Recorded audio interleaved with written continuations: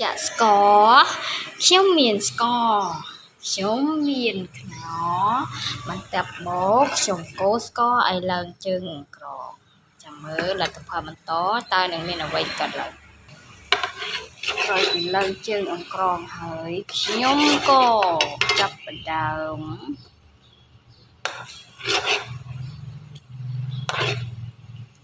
ដាក់ខ្នុរចូល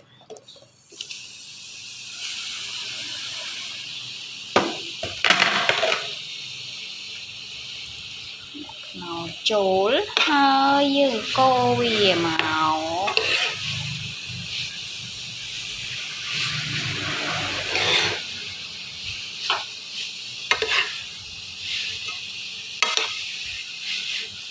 លេចណាដាក់ស្ករឲ្យឡើងជើងក្រងហើយបានយើងកូរទៅ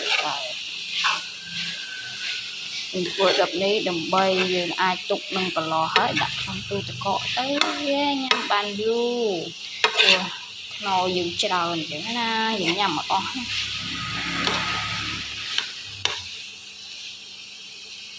ខេចាំមើលលទ្ធផលបន្តបាយបាយ thank you